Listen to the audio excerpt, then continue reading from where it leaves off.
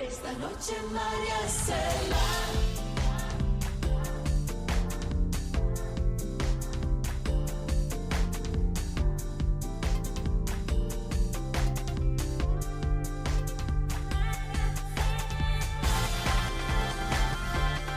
Hoy en Esta Noche María Cela, abrimos el debate sobre los retos que enfrenta el gobierno del presidente Abinader y los temas que más preocupan a los dominicanos. En nuestra mesa respondemos las preguntas claves. ¿Qué factores afectan nuestra economía? ¿Cómo el desempleo, la migración y el alto costo de la vida y apagones impactan nuestra sociedad? Únete a la conversación y comparte tu opinión con el hashtag RetosAbinaderENM. Ya está al aire. Esta noche María Cela. Bienvenidos.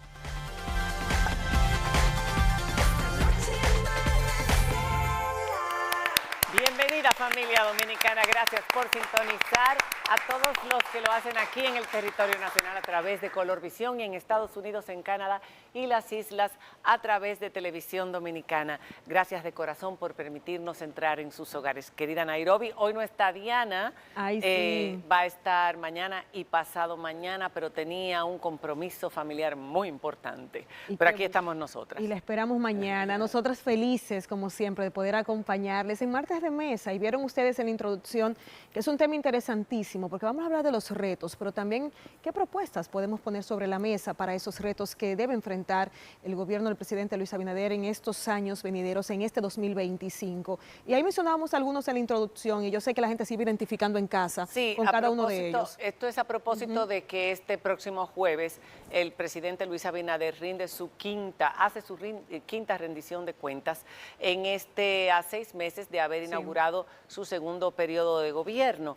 Este gobierno, según la más reciente encuesta de Gallup, es aprobado por un 50% de la población. Sin embargo, el 60% dice que la economía está mal o muy mal, y un 68% ve el futuro con gran preocupación. En el día de ayer, el presidente, precisamente en la semanal, tú lo recuerdas, estuvo hablando sobre la economía y dio datos muy favorecedores y decía específicamente que la economía dominicana estaba fuerte y en crecimiento, destacando que todos los agentes económicos internacionales tienen hoy la mayor confianza en la historia del país. Y la mayor preocupación de los dominicanos ha vuelto a ser el alto costo de la vida y la inflación. Así es que hoy vamos a hablar, y por eso tenemos 2 economistas y 2 tremendos economistas en la mesa en el día de hoy, y una socióloga también muy profesional, muy querida por todos nosotros, porque vamos a hablar de todo lo que está afectando a los dominicanos y qué le espera al gobierno del presidente Abinader en estos próximos años, con qué herramientas cuenta para enfrentar los retos que tiene pendiente. Hoy presentaron también un proyecto de un nuevo Gran Santo Domingo por todo lo alto. Cuando yo lo vi, yo dije, ¡wow! Una ciudad en forma como debe ser, pero ¿cuánto costará eso? Nunca vi los plazos, el tiempo que va a tomar, el presupuesto de cada etapa. Solamente un plan maravilloso que tiene que haber costado también mucho dinero diseñarlo junto con la alcaldía, porque esto es un proyecto de la alcaldía respaldado por el gobierno central. Lo que hay que ver es cuándo se va a poder, si se va a poder realizar todo esto, en cuántos años y con qué fondos se cuenta. Y en ese escenario, nosotros hablando de esos retos y especialmente los retos económicos, en el día de hoy, bueno, ya se aplazó para mañana, sería la última reunión del Comité Nacional de Salarios para definir cuál sería el monto que se aumentaría el salario mínimo no sectorizado del país. Recuerden ustedes que la parte sindical propone un 30%, el gobierno habló en la semanal cuando se refirió a un aumento necesario de no menos de un 20%, y el sector empleador, los empresarios, proponen un 10%. Mañana sería una reunión definitiva para ver en qué negociación se terminará. Generalmente siempre se sube un poquito más de lo que dice el empresariado, eso sube un 12, un 15, y por ahí generalmente termina lo que nos ha dicho ya el pasado.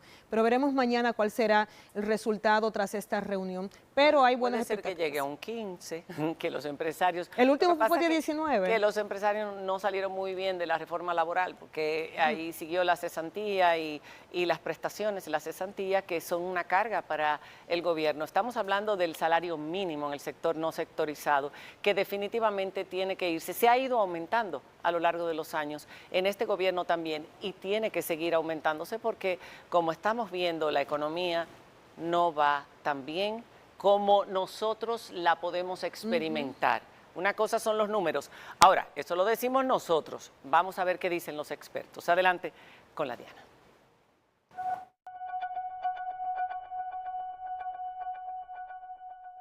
El año pasado, en la última rendición de cuentas de su primer mandato, el presidente Abinader hizo un recuento de los logros económicos de todo el primer período, así como también promesas de nuevas obras y reformas a pocos meses de las elecciones presidenciales. Tras el triunfo electoral, ahora se abre un nuevo capítulo. La de este jueves ya no será la rendición de cuentas de un presidente nuevo, luchando por la recuperación económica de una pandemia. Ahora es la rendición de la continuidad de un gobierno que tiene que mostrar resultados.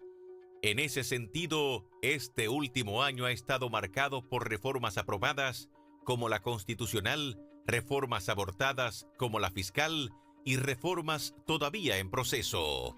En las últimas semanas, el presidente ha tomado una serie de decisiones y medidas que allanan el camino de cara a la rendición de cuentas.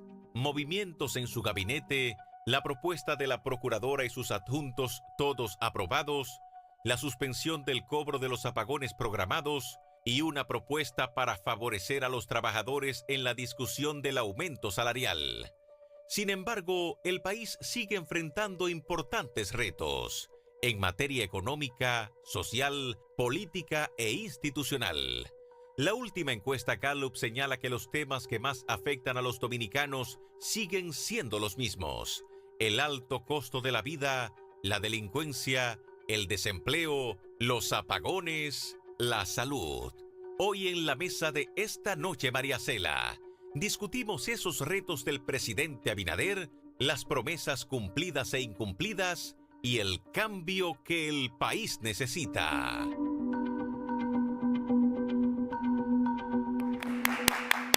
Y nuestros invitados en el día de hoy: Rosario Espinal, profesora emérita de Sociología en Temple University, Filadelfia, donde también ha sido directora del Departamento de Sociología y del Centro de Estudios Latinoamericanos, asidua colaboradora de Esta Noche María Cela. Gracias, Rosario, por estar con nosotros en el día de hoy. José Luis de Ramón, economista, miembro de número y coordinador de la Comisión de Economía de la Academia de Ciencias de la República Dominicana, con maestría en Administración de Empresas y Psicología. Bienvenido, gracias por estar con nosotros por primera vez. Gracias por invitarme. Y ya segunda o tercera vez. Tercera, creo. Tercera, un también asiduo colaborador, ya se puede bautizar así, Jaime Aristi Escuder, economista y matemático, graduado de la Universidad de Chicago, doctorado en Economía de la Universidad de Barcelona y profesor de Economía Matemática.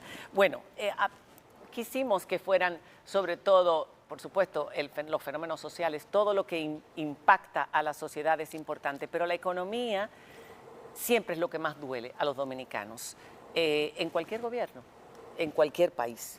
Y en República Dominicana, en la más reciente encuesta, preocupa muchísimo el tema de la inflación y el alto costo de la vida. La inflación dio número 1 en la más reciente encuesta de Gallup, si podemos poner esa imagen, con un 35.6% de los encuestados, 1.200 personas encuestadas. Y como decíamos anteriormente, cuando se le hacía la pregunta ¿cómo calificaría usted las condiciones actuales de la economía del país?, decían mala 39.2 y muy mala un 20.8. Ni mala ni buena un 22, como están viendo ahí. ¿Y el futuro de la República Dominicana cómo lo ve? ¿Con esperanza o con preocupación? Y me llamó la atención el número, un 67,8% con preocupación. Así es que, a pesar de que el gobierno tiene muy buena popularidad, tiene un 50% entre los entrevistados, y que el presidente en el día de ayer dio muchas cifras contundentes sobre la economía, y es cierto que los indicadores nos colocan en una muy buena posición con relación a los demás países de América Latina, el pueblo no lo siente así. Y a mí me gustaría que empezáramos a debatir si es que es un sentimiento como que por quejarnos, porque lo heredamos de España, o los españoles se quejan por todo y en todo momento, o realmente preocupa la economía. Nosotros estamos viendo que la divisa va subiendo, y recordamos ese número 60, que era el número como el terrible número 60 al que ya llegamos y pasamos. Ahora está en 62.35. Cada día sube un poco más y se nos dice que va a llegar hasta 70. Al subir la divisa tanto, todo sube, tiende a subir más aún. Jaime. Mira, comenzamos y gracias por la invitación, comenzamos con el tema del costo de la vida. Vamos a separar costo de la vida con tasa de inflación. Okay. Costo de la vida es el nivel de precios, inflación es la variación de ese nivel de precios. La inflación, de acuerdo a estadísticas del Banco Central, está en 3.4% en términos interanuales. Eso significa que está bajo control porque la meta es 4% más menos 1, es decir, de 3 a 5%. Ahora, con relación al costo de la vida, sí se observa que hay productos que han estado con un nivel de precios alto que hace que las personas se sientan que los ingresos no son suficientes para poder adquirir esa determinada canasta de bienes y servicios de una forma fácil. Y eso obviamente que le hace sentir mal a la persona. Hay precios que han estado a lo largo, digamos, de varios años, del año 2014, subiendo más rápido que el resto de los precios, como es el caso de los alimentos. Y eso hay que concentrarse, entonces, en qué está sucediendo en el mercado de alimentos en la República Dominicana. Está sucediendo algo que está generando que los precios estén, digamos, con una trayectoria más rápida, ascendente, de lo que otros bienes y servicios están subiendo. Entonces, eso es un malestar. Hay otro punto que es el tema de la tasa de desocupación. Si vemos la tasa de desocupación es relativamente baja, estamos ante una situación en la cual se ha creado empleo, el último año se crearon más de 90.000 puestos de trabajo, eso ayudó a que las personas puedan tener ingresos. Por ejemplo, si tú tienes un hogar que ya hay 2 personas trabajando, tú logras colocarte, si esas 2 personas tienen el salario mínimo, vamos a suponer el salario mínimo más alto de 24.000 pesos, esas 2 personas trabajando en ese hogar de 4 personas, puede colocarse por encima de la pobreza. Y por eso tú observas cómo la incidencia de pobreza, que es el porcentaje de población que está viviendo por debajo de la línea de pobreza, se ha ido reduciendo. 19% decía el presidente en el día de ayer. Exactamente. Lo que te dice a ti que cuando tú lo comparas con un dato de hace unos años que estaba por encima del 26%, se ha ido reduciendo la incidencia de pobreza. Ahora, eso no quita que todavía las personas quieran mejorar más rápido lo que son sus condiciones de vida. En ese sentido, lo que hay que tratar es de asegurar la estabilidad macroeconómica y al mismo tiempo seguir creando empleo. Para eso se necesita que la economía dominicana siga creciendo el 5%. El presidente señaló que el año pasado creció en 5%, pero los 2 últimos meses del año se ha visto una desaceleración. Y enero y febrero han sido... hacía años que no veíamos esto. Y tú tienes buen olfato porque tú estás en la calle, tú te das cuenta de cómo ha seguido esa tendencia en el mes de enero. Es decir, que ha habido cierta desaceleración de la economía y tú necesitas para crear suficiente empleo, es decir, entre 90 y 100.000 puestos de trabajo que se necesitan todos los años para tú mantener la tasa de desocupación al mismo nivel, tú necesitas crecer el Producto Interno Bruto 5%, es decir, que el Producto Interno Bruto crezca 5% cada año, que es el potencial, y eso no es fácil. Es algo que se ha conseguido, pero tú necesitas estabilidad macroeconómica para que el sector privado mantenga la inversión, mantenga el consumo, mantenga la generación de empleo y de esa forma entonces tú puedas mantener un proyecto, digamos una trayectoria en términos de generación de ingresos que permita la reducción de pobreza. Perdón, mencionaste desaceleración. ¿Qué implicaría? Ya llevamos, vamos a decir que 4 meses en esa tendencia. ¿Qué implicaría de continuar en esa misma tendencia? Mira, que la economía, en vez de que crezca 5%, comience entonces a crecer por debajo del potencial. Si crece por debajo del 5%, le hace difícil crear 100.000 puestos de trabajo, que es lo que tú necesitas para que la tasa de desocupación no aumente. Entonces, tú necesitas, obviamente, que el sector privado siga invirtiendo. Pero para invertir, obviamente que tú necesitas tener una tasa de interés menor que la que tú tienes, del 15%, 16%. Lo que sucede es que si tú entonces reduces la tasa de interés, que es lo que ha tratado de hacer el Banco Central en los últimos meses, tiene como contraparte lo que tú señalabas de la tasa de cambio. porque tú no lo puedes tener todo en economía. No hay comida gratis, no hay almuerzo gratis, eso nos enseñó Milton Friedman en la Universidad de Chicago.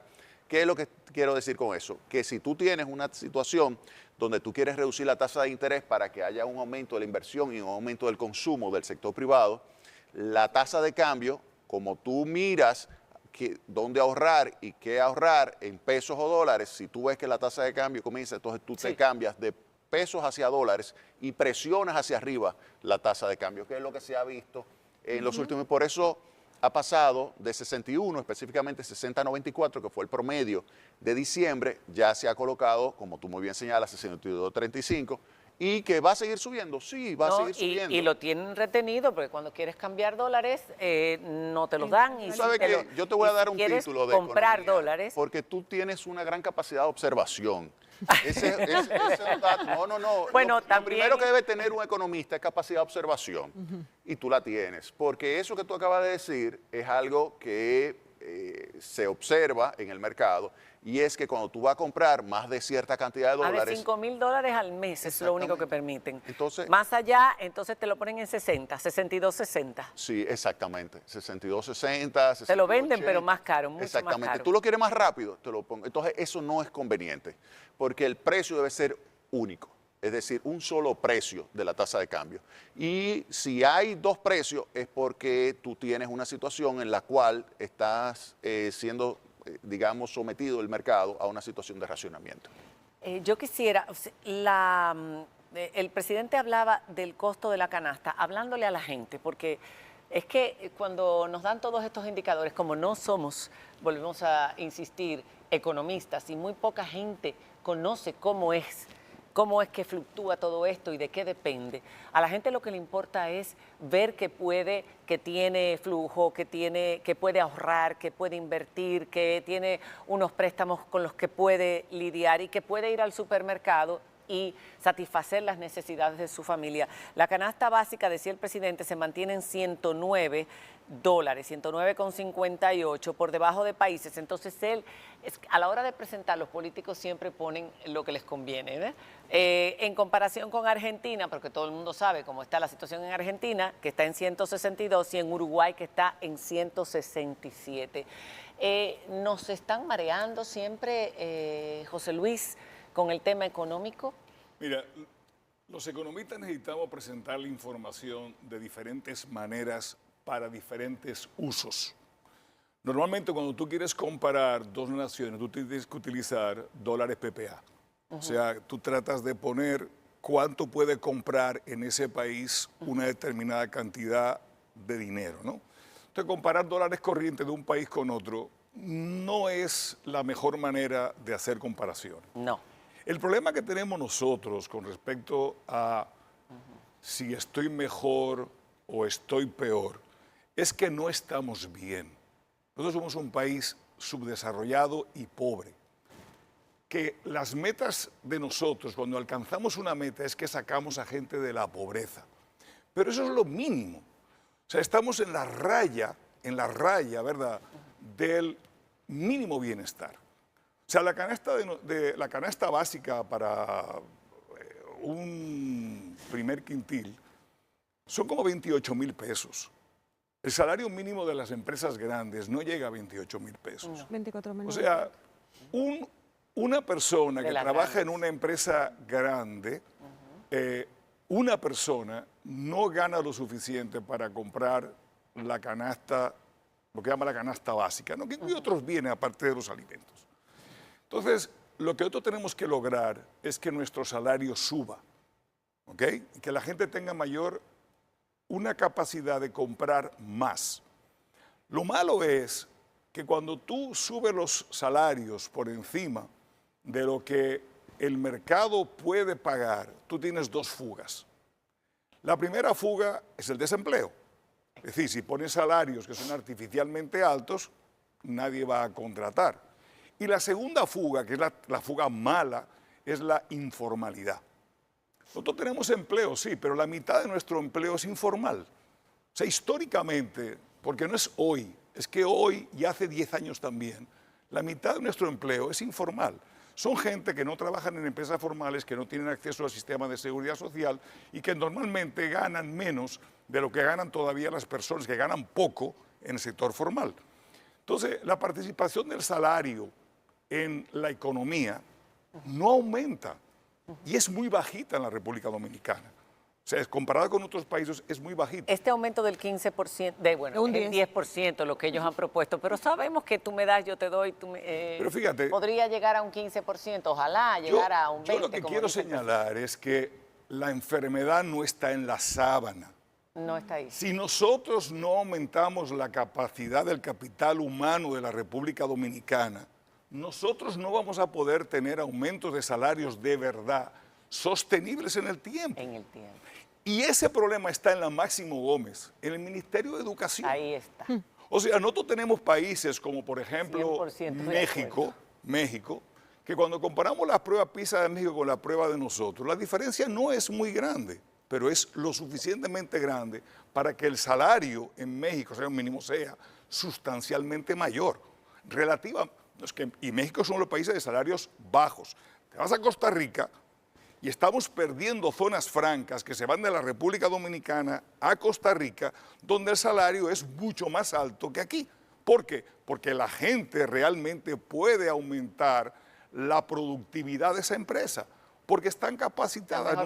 Nuestro capital humano es extremadamente bajo. Entonces, mientras nos la pasemos hablando de lo que está alrededor y no vayamos al foco central, tener una población con un nivel de capital humano lo suficientemente bueno como para poder tener empleos bien remunerados. En México está llegando la inversión extranjera por este problema del nearshoring y tratar de salir de China, en récords históricos, o sea, en unos volúmenes que son realmente impresionantes. A nosotros nos ha aumentado, pero no nos ha aumentado la inversión extranjera en la proporción que debería estar aumentando con el momento espectacular que tendríamos nosotros de aprovechar nuestra cercanía y nuestra amistad a los Estados Unidos que se están cerrando. Sí. Entonces, esos son los problemas estructurales importantes de la República Dominicana. El nivel de capacitación de incluso los profesionales, que no estamos hablando de gente que no ha terminado el bachillerato o que no ha podido hacer una universidad o una carrera técnica. Estamos hablando de incluso los que han hecho esos procesos de estudios. Y entonces cuando tú dices, ok, yo quiero pagar más, pero yo tengo que producir más, ¿puede esa empleomanía ayudarme en esa productividad? En ese sentido, Rosario, todo eso también afecta, influye. Te vi la carita ahí cuando estaba José Luis dando esos datos. Yo quiero seguir en esa línea porque, perfecto, es normal que el presidente presente la cara más bonita del país. Eso yo lo entiendo, eso hacen todos los presidentes. Ahora, yo creo que la República Dominicana, en este momento, el gobierno, las universidades, las organizaciones sociales principales del país, los medios de comunicación responsables, tienen que comenzar a pensar cómo modificar el modelo económico dominicano. El modelo económico dominicano como que ha dado bastante. O sea, nosotros tenemos ya muchos años de estabilidad macroeconómica. Yo sé que la gente dice con qué se come eso, pero la estabilidad macroeconómica es importante porque la estabilidad macroeconómica quiere decir, bueno, que la inflación está más o menos bajo control, que el cambio de peso a moneda fuerte está más o menos bajo control, que está creciendo la economía, y todo eso es importantísimo, eso es importantísimo, pero eso no es modelo económico. Entonces, si la mitad de la población está en trabajos informales, de bajos salarios, y la otra mitad, la mayor parte, está en trabajos formales de bajos salarios, porque eso es lo que hay en la República Dominicana, mucho empleo de bajos salarios. Entonces, con mucho empleo de bajos salarios, tú puedes sacar a alguna gente de la pobreza, o mucha gente de la pobreza, pero es como que tú te estás ahogando en una piscina y tú logras sacar tus ojitos del agua, pero cuando tú sacas los ojitos, tú quieres sacar tu nariz y tu boca también. Entonces la gente sale de la pobreza y no es para quedarse simplemente fuera de la pobreza, es porque esas personas cuando comienzan a mejorar su situación de vida, quieren seguir respirando una situación de vida mejor. Pero para que eso ocurra, hay que pensar en crear trabajos.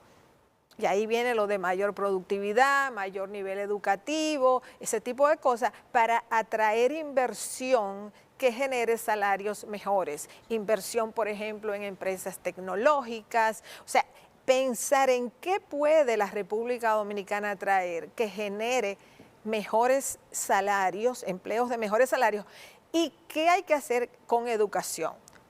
Uno de los grandes retos que tiene el presidente Luis Abinader en este momento, no mañana, ni pasado, ni el año que viene, en este momento, es tomar la decisión con firmeza de mejorar el sistema educativo. Que se habla mucho de eso por años, sí, y nadie puede entrarle al problema porque si esto, si la ADP, si la no sé cuánto, si la burocracia, si el ministerio, si el ministro. No. Es que tiene que ser una decisión firme desde arriba de Estado para buscar la forma de mejorar el sistema educativo dominicano. Con el dinero que hay, porque eso no necesita más dinero. Ahí hay dinero que se puede usar para mejorar. El dinero, y eso es lo penoso, ¿no? Que tú tengas el dinero y que no se sepa cómo invertir ese dinero para mejorar. Y realmente se ha perdido mucho tiempo. En parte la pandemia fue un gran desafío de cómo sostener el sistema educativo en medio de una pandemia, luego la pospandemia, pero yo creo que es tiempo. Miren, a los dominicanos les gusta hablar mucho de política electoral, de los candidatos. Hay 8,000 candidatos, aspirantes a candidatos. Y habrá más. Y la gente quiere llenar su tiempo hablando de todos esos disparates. ¿Por qué digo disparates? Porque el año 2025 no es un año electoral. No. El año 2026 tampoco es un año electoral. El año 2027, bueno, es un año preelectoral, pero tenemos el 25, tenemos el 2026. ¿Qué vamos a hacer? O sea, tú no puedes entretener a la gente diciéndole que la situación no está tan mala, porque la gente lleva encima la inflación pospandémica. O sea, la inflación del 2002, del 2003, que fue mayor, del 2022, perdón, del 2023, me fui, sí. Cambié el 2 por el 0.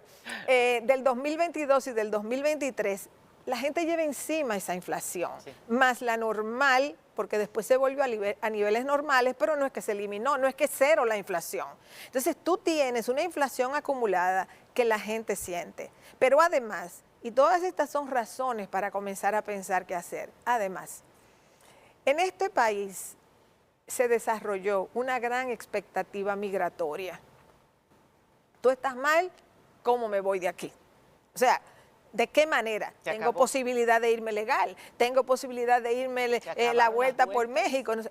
Ahora se va a hacer más difícil el proceso migratorio porque tanto Estados Unidos como Europa van a comenzar a poner más controles, porque parte de su descontento interno tiene que ver con el gran flujo migratorio. Y lo importante que ha sido para este país y para la economía de este país, claro, la migración. Tanto porque se va gente. Nos salvamos nada más en la pandemia por eso. Claro. 8% del PIB. Claro, porque de ingresos.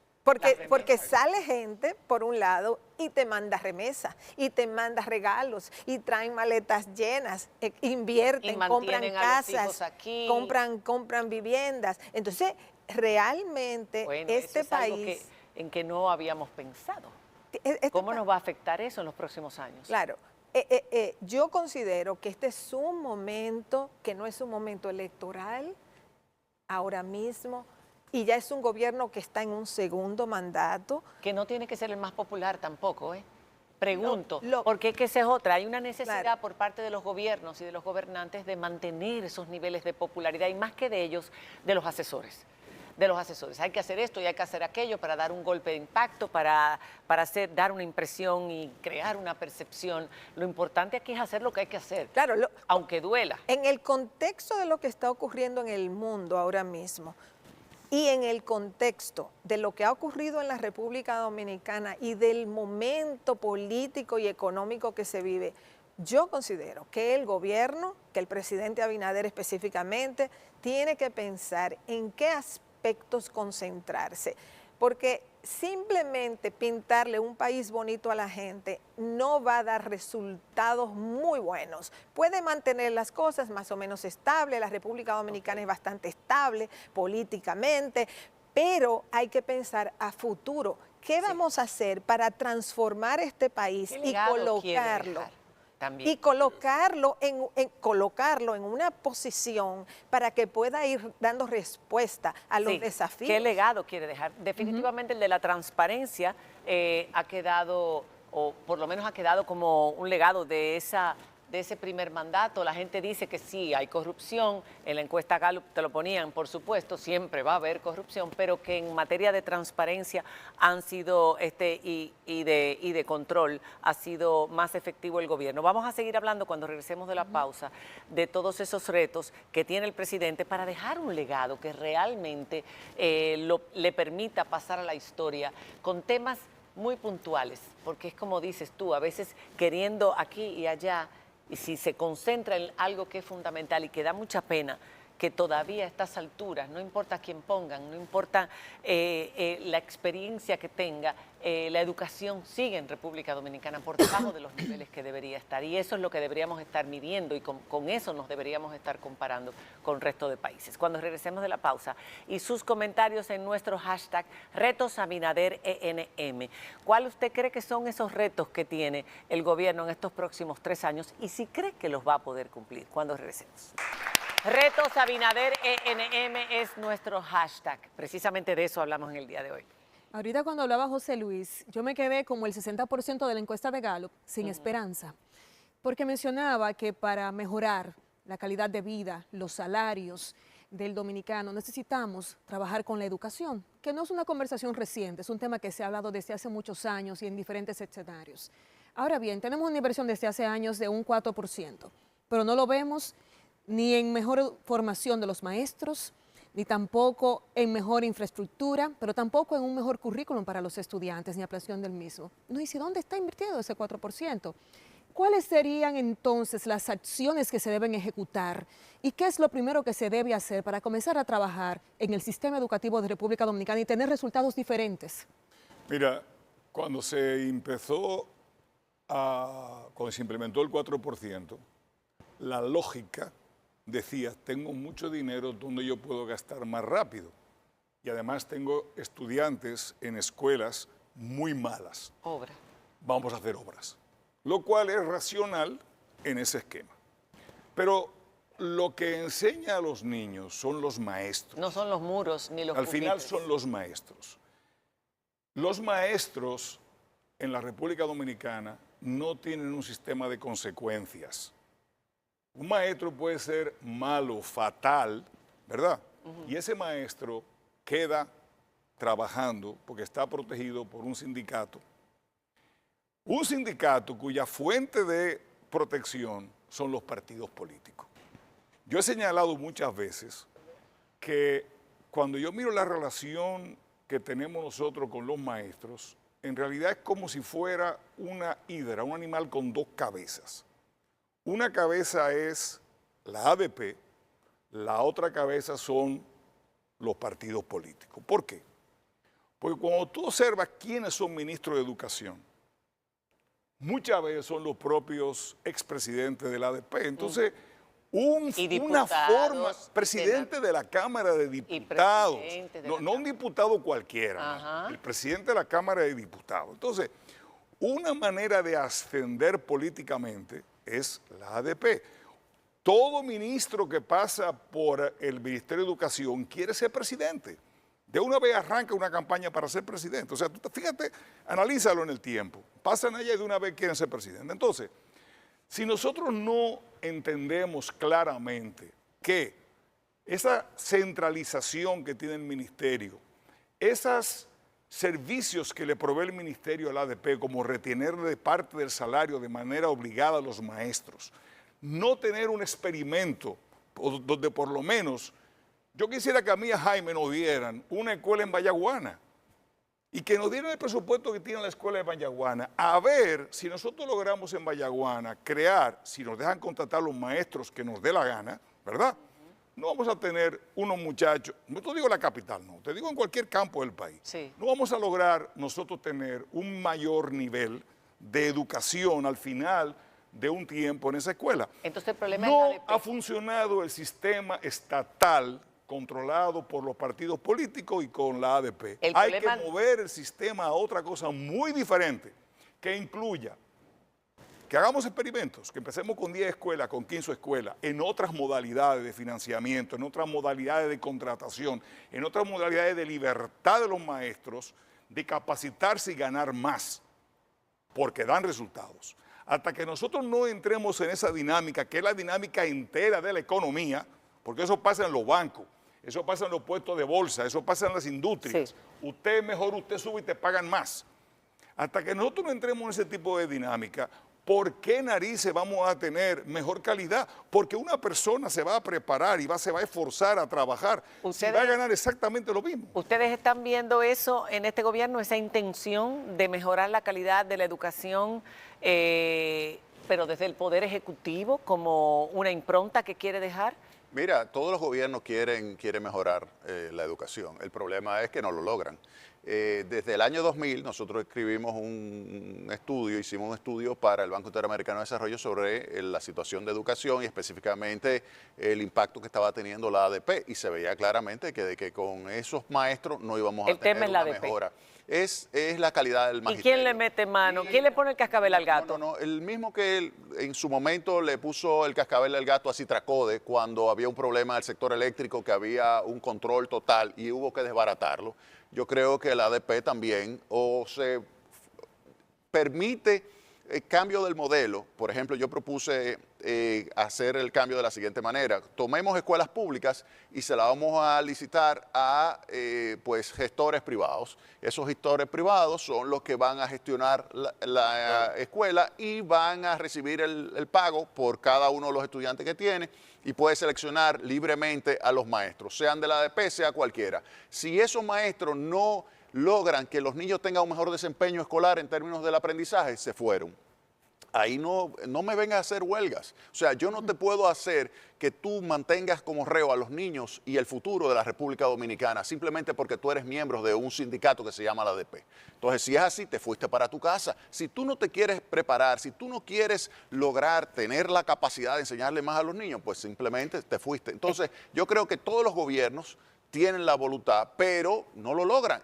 Hay que tener realmente esa capacidad que se tuvo en su momento, que fue el doctor Balaguer, con Ramón Pérez Martínez, que logró desmontar a Citracode. O sea, si no lo hubiese hecho, óyeme, no hubiésemos podido avanzar en el sector eléctrico, que falta muchísimo por hacer también en el sector eléctrico. Que ya vamos a hablar de eso. Y yo creo que ese es un tema que es clave también para el desarrollo. La educación por un lado y el sector eléctrico por el otro. Vamos a hablar del sector eléctrico y vamos a hablar del tema migratorio porque además Rosario puso el dedo en la llaga en lo que podría ser en un futuro un grave problema para nosotros los dominicanos y estábamos hablando en la pausa de lo que nos espera también con el tema haitiano y todos aquellos que serán deportados. Yo quería agregar algo de educación porque a mí me parece que la situación es mucho más compleja.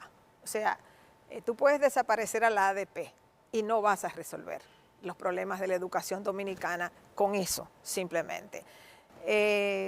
Además, los maestros pueden tener su sindicato. Yo no estoy en contra de que los maestros tengan su sindicato. Ese no es el problema. El problema es que el Estado dominicano y los partidos políticos que están metidos dentro de la ADP logren realmente acuerdos importantes para ver qué hacer.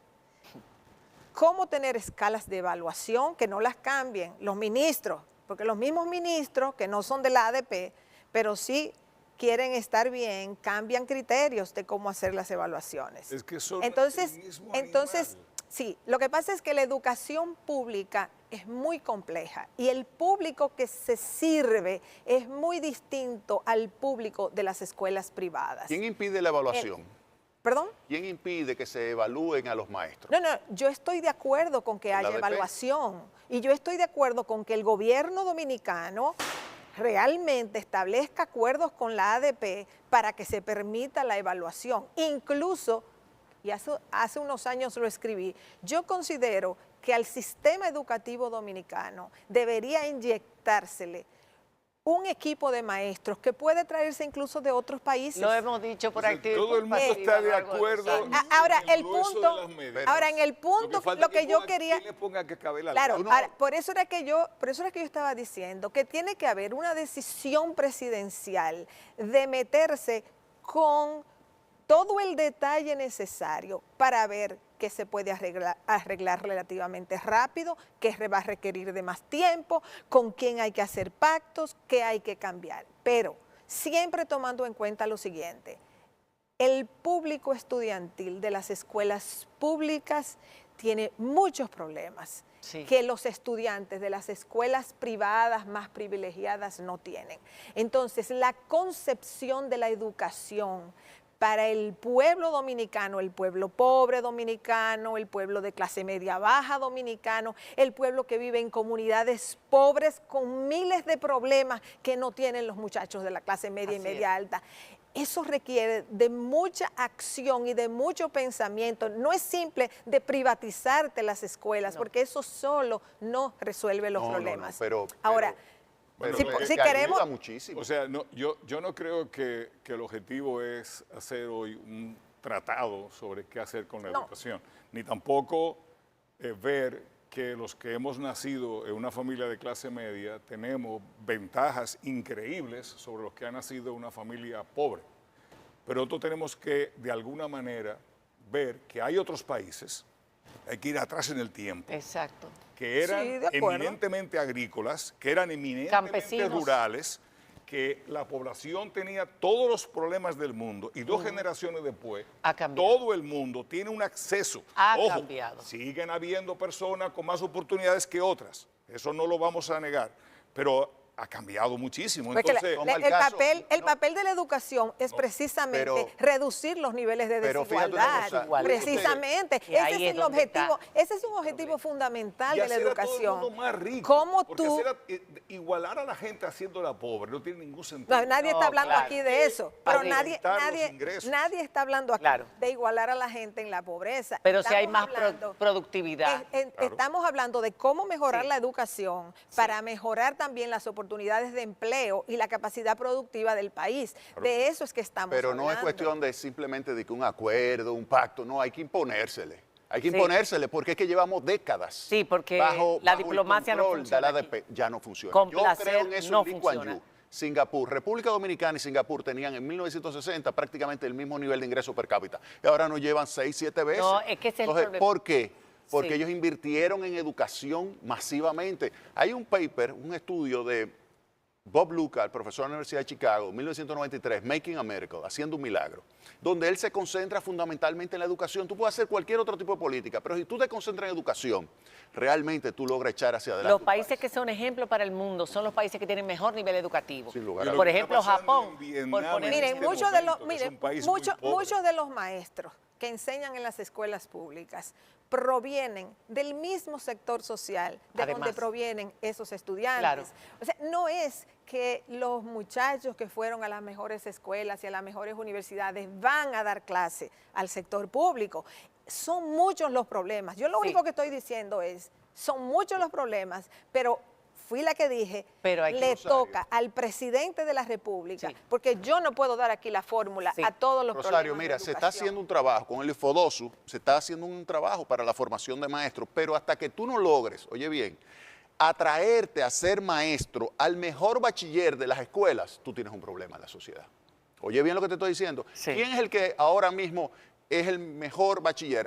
El que luego se va a ingeniería, se va a economía, se va a matemáticas, se va a derecho, se va a otras áreas. pero lo que hay que tratar es de que ese buen estudiante tenga un incentivo tan grande de ser maestro que decida irse a ser maestro. Miren, Y hay que terminar con la, nos tenemos que ir a una la pausa. farsa generacional.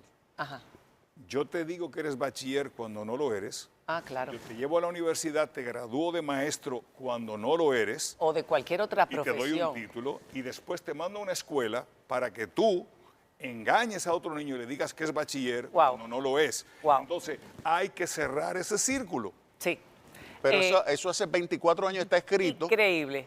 ¿Cómo cambiar eso? Y ha pasado Y 24 nadie años termina de y ponerle el cascabel al gato. invertido 50% del Producto Interno Bruto Y en para nada. educación. Bueno, pero lo mismo, y tú no ha tomas sucedido nada. salud. Nosotros podemos hablar Sí, de pero cualquier tema. de cualquier aquí, tema, de pero la cualquier educación es tema aquí. fundamental para Sí, todo lo sí, demás, es fundamental. hasta para la salud. Sí, es Correcto. estamos de Hasta acuerdo, para la pero el salud. problema, La preventiva, el problema pasa por todos los aspectos que Claro. que podemos mirar de la economía dominicana. El sector salud no ha logrado lo que hace años está incluso en ley, que es crear un sistema de atención primaria. Si nosotros tuviéramos un No hay sistema de manera. atención primaria, muchos problemas Caramba, se resolverían. todas esas en las cosas, comunidades. Claro. todas esas cosas, Totalmente de acuerdo. todas esas cosas las espera el pueblo dominicano de este gobierno.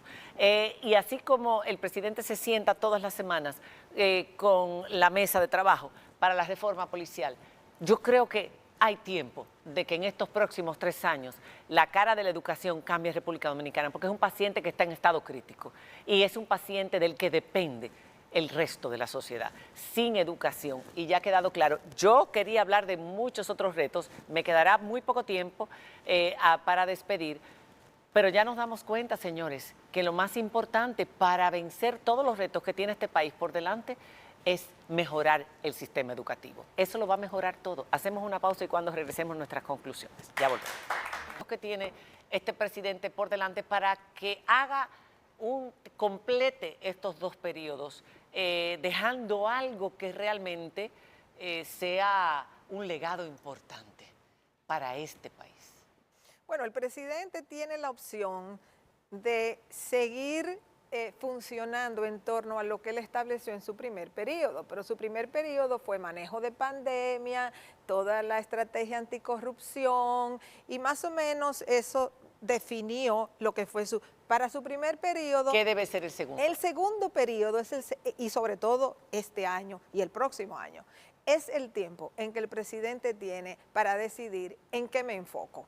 El presidente no tiene una agenda clara ahora mismo para este segundo periodo y el presidente necesita una agenda clara. El presidente no va a resolver todos los problemas de la sociedad dominicana, ni siquiera va a resolver uno, pero el presidente sí puede escoger esta área o esta área y decir, aquí yo me voy a enfocar, tomar el ministro o la ministra que tenga en esa área, desarrollar una estrategia rápida de acción y que la sociedad sepa, nos vamos a enfocar ahora en mejorar tal cosa, lo que sea, educación, salud, sector eléctrico. Y completar el tema de la policía, de la reforma policial que ha... Claro, que ya le inició, pero que eso que va a lo tomar inició. mucho tiempo. Claro, y pero- eso va a exacto. su paso lento. Seguir. Pero necesita, para dejar un legado que marque su paso por un segundo mandato, Ok. necesita escoger una agenda. Y eso es lo que yo no veo que el presidente ha asumido todavía. José Luis. Yo creo que el presidente Abinader es un hombre bueno, que Sí. merece pasar a la historia con un legado. Sí. El nivel de dispersión de temas que tiene el gobierno es tan grande que yo no creo que una persona que ya ha cerrado voluntariamente su carrera política, que le quedan 3 años, él debe de elegir un tema y ese es el tema por el cual nosotros recordemos al presidente Abinader. El hombre que pudo con la educación, el hombre que pudo con la electricidad, pero un tema. Más dispersión realmente no puede porque tampoco tiene el dinero para hacer más de ahí. Yo creo que primero mantener la estabilidad macroeconómica, eso es fundamental, porque sin eso no hay nada que camine. Luego hay que concentrarse en educación y electricidad. Yo creo que esos son 2 insumos fundamentales en la economía. Educación, ya lo hemos hablado, el sector eléctrico es en la parte de distribución y comercialización. Ahí implica inversión masiva en lo que son medidores inteligentes para poder generar una mejor facturación y cobranza y reducir ese déficit que anualmente nos cuesta 1.500 millones de dólares. Si se invierten aquí 1.100 millones de dólares, oye bien, 1.100 millones de dólares en esos equipos y en esa mejora de los sistemas de distribución y comercialización, se pudiera reducir significativamente en 3 años el déficit del sector eléctrico. Una joya de mesa. Muchas gracias. Gracias a cada uno de ustedes y a ustedes en casa. Hasta mañana. Buenas noches.